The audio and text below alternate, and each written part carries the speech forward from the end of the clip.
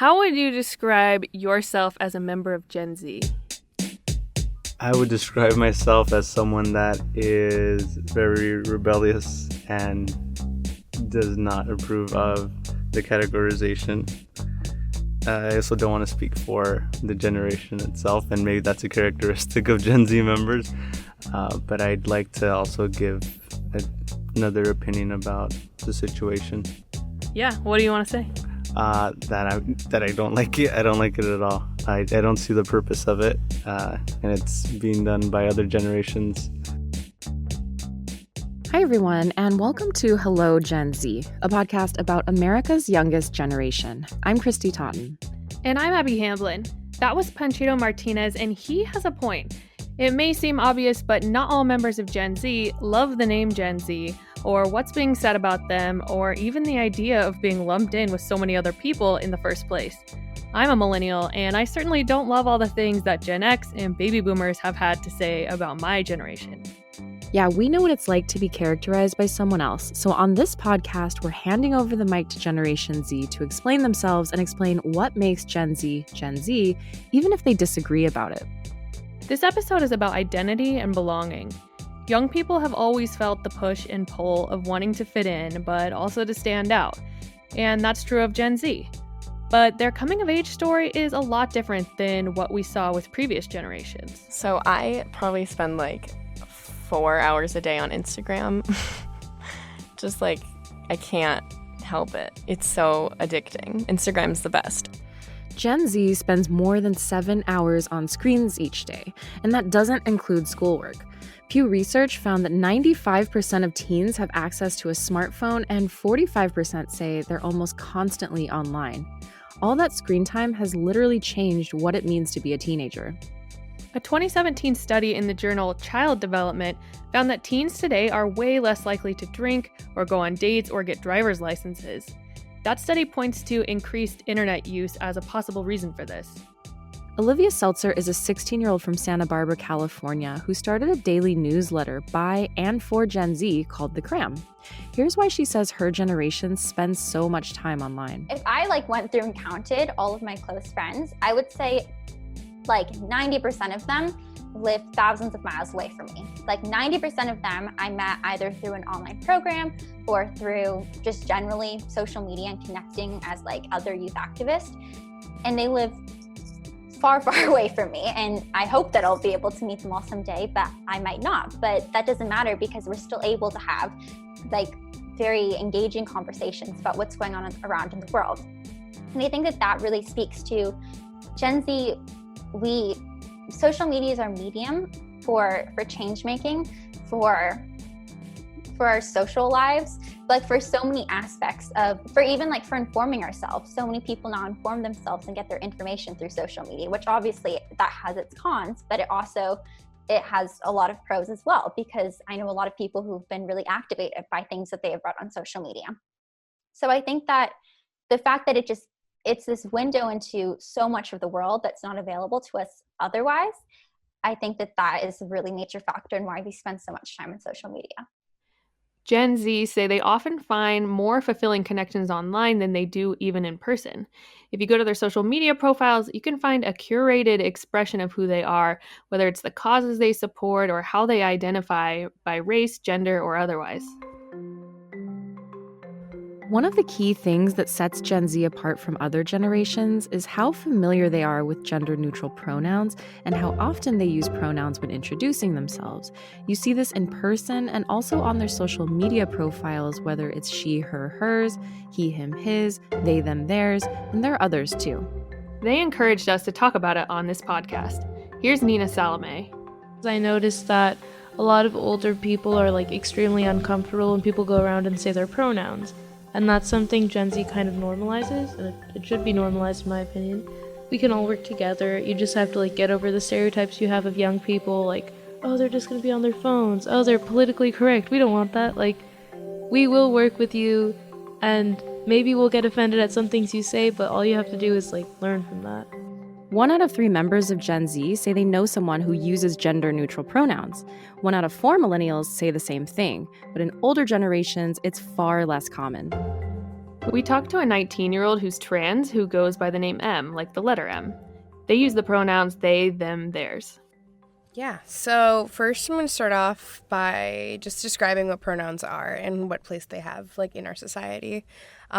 So pronouns are a way that you refer to a person outside of using their name. And usually it's in the third person, it's or when someone is not there. It's also very indicative of gender. So for example, Abby, what are your pronouns?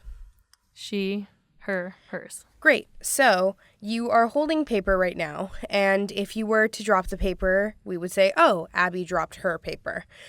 So these things come naturally.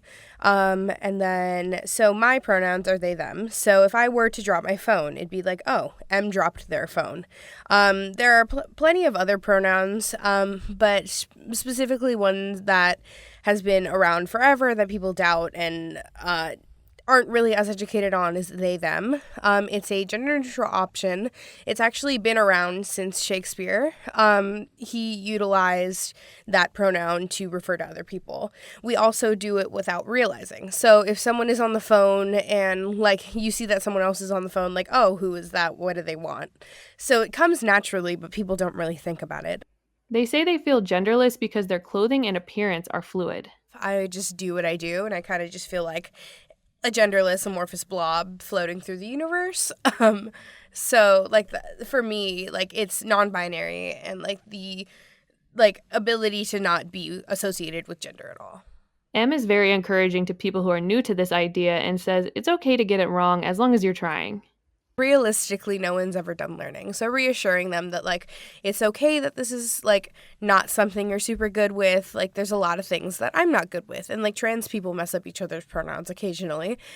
So that also helps them. But just dispelling myths and rumors and, like, really assisting them in that is what I've been, using more with older generations.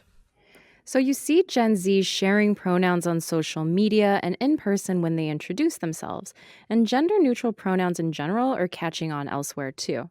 California now allows people who are applying for ID cards and driver's licenses to mark non-binary instead of male or female.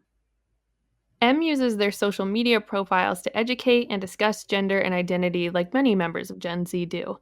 This generation puts it all out there on social media, for better or for worse.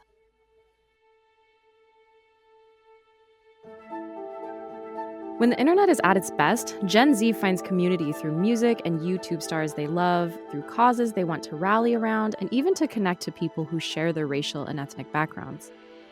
Crystal Sung is an 18-year-old from Escondido, California, who found 2 Facebook groups that make her feel more connected to other Asian Americans.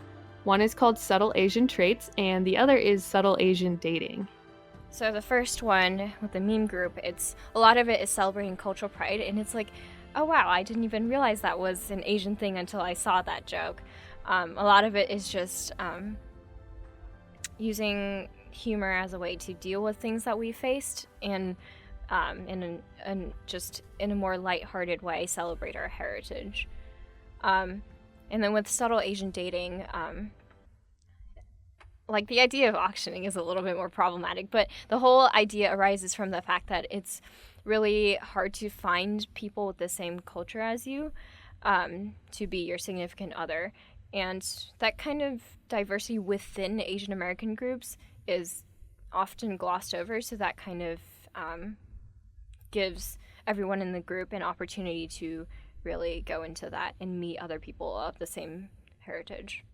She says there are a lot of Asian American celebrities in the group too, which is awesome. It kind of really brought all of us together and made me prouder than ever before of my heritage. Seeing other people experience those same things and realizing that universality. Yeah. So there's a lot of fun to be had online. That's fairly obvious. Generation Z uses social media to watch makeup tutorials, to prank each other, and make funny videos. But there's a dark side too. Right, we've seen teens get radicalized online and bring extreme points of view they learned in online forums and websites into real life. Nina Salome has seen some of her own classmates make racist jokes online, and she wasn't the only person who told us that. They spend all this time on 4chan, Reddit, because they find it edgy, they find it funny, it's really rough because I have like people I think of friends and they're like, look at this racist meme, and I'm like, oh, never mind. And it's like, you wouldn't find it funny unless you had that implicit bias, because if someone showed you a joke with no like, not like, that didn't make any sense, you wouldn't laugh at it. So when people laugh at things that are making racist jokes, and obviously they have some sort of like belief in that, so. And it goes beyond jokes and memes. Right here in San Diego County, a 19-year-old Poway gunman attacked a synagogue in 2019, killing one person and injuring two, including a rabbi, after posting an anti-Semitic manifesto online. Emily Johnson, who campaigned to be the mayor of Poway at age 20 in 2018, remembers how it affected her community. It was definitely hard. I think kind of the worst part about it was nobody really saw it happening in a community like Poway. And that's, everybody says that, where they never think it'll happen to them. But it was definitely really hard and frustrating, because it feels like it's been years and years and years of people saying, you know, we need to fix this, we need to change things. And then it rocks your own community and you're like, why are we still not doing anything? Yeah, when you say people talking for years and years about fixing things, are you talking more about gun control, or are you talking about the sort of online hate culture that this particular person was a part of? I would say both. I would say a lot of both. I mean, in Poway, nobody was surprised that there was, I wouldn't say nobody. I think a lot of people who are members of minority groups weren't surprised to hear that there were like racist and anti-Semitic people in Poway. We all were kind of aware. But the fact that he had posted almost a manifesto on the internet and nobody did anything, it doesn't invoke any feeling other than anger for me.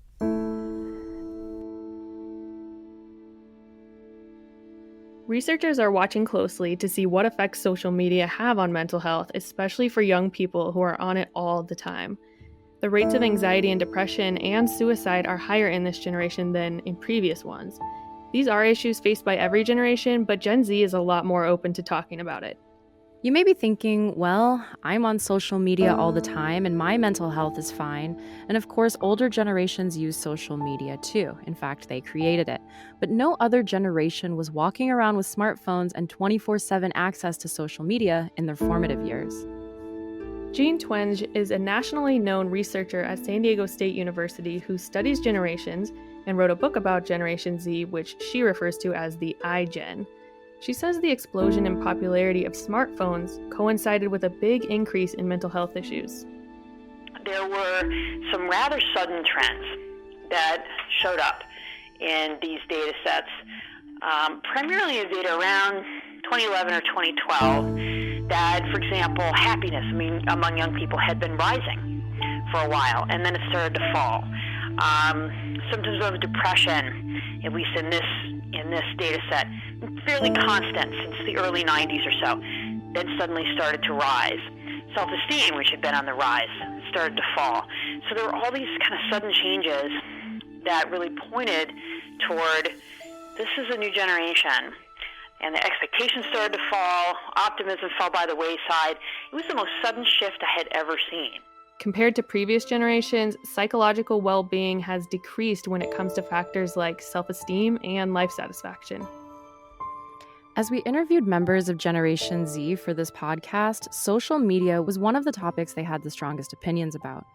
Actually, a few told us they had either taken a step back or they were considering limiting their social media use for mental health reasons.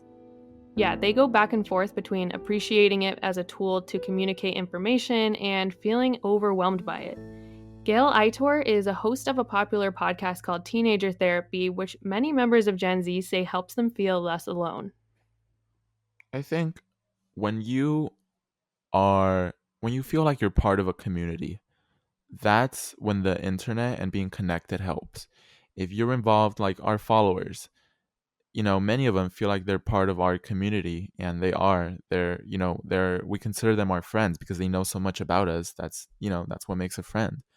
And they feel like they're part of something, part of a movement, part of a campaign, part of a story. And that's when the internet really helps you feel connected. And when it helps you feel distant and alone, is when you're not part of something and you see, like, you go on TikTok and you see these friend groups having fun and having, the time of their life as teenagers and experiencing dreams and, just living their best life. That's what makes you feel alone. And you compare yourself like, well, what do I have? What am I involved in? Who are my friends? So the way, the line between that is just how involved you are in the internet, I guess, what you feel like you're a part of. If you find something you like, a community, whatever it might be, if you find your niche, whether that be a band, an art, and you involve yourself in that, that's when you'll feel connected. So there's the pressure of sharing who you are and being authentic and connecting with others, but there's also the heaviness of so much information and feeling like you have to do something to get involved. There's so many organizations and causes for Gen Z to get involved with. A quick search of the word youth on Instagram, and you'll find all kinds of highly organized, beautifully designed, well-informed organizations by and for Gen Z where they find a common purpose. Some examples are Youth for Border Aid, Dear Asian Youth, Palestinian Youth Movement, Black Youth Project, and Youth Over Guns. So the internet and social media are complicated. Again, at best, it creates a sense of community where young people can find like-minded friends, sometimes with the same super specific interests. But at its worst is a shadowy place where teens become radicalized. But it's such a huge part of Gen Z's experience. In some ways, they really do live on there. And while a lot of them say it can be overwhelming, they still say it's worth it to try and be involved and spend as much time online as they do.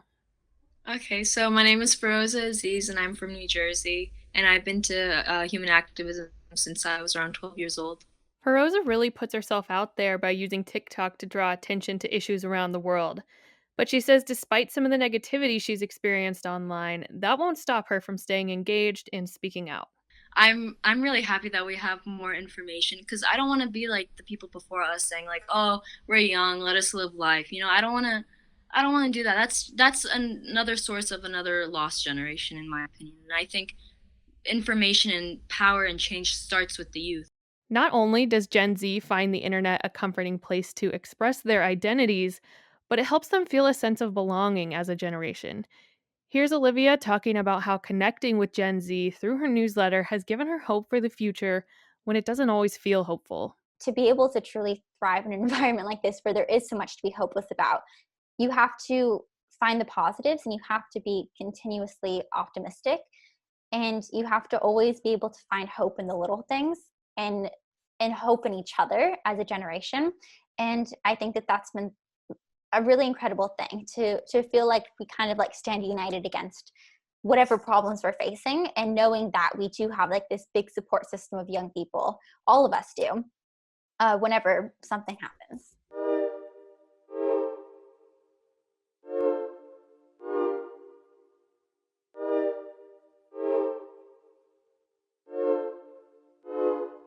Hello, Gen Z is a part of the UT Podcast Network. It's a mini-series with new episodes dropping each Thursday. If you like this episode, please share with family, friends, educators, coaches, whoever needs to say hello to Gen Z. And please rate us in your favorite listening app. We'd love to see your reviews. For more on Generation Z, please go to uniontrib.com/hellogenz. We have all of our episodes there, as well as commentaries from members of Gen Z on subjects like politics and identity. Matthew T. Hall is our project editor, and Beto Alvarez is our creative director. I, Abby Hamblin, and Kristy Totten wrote, produced, and edited this episode. Thanks for listening.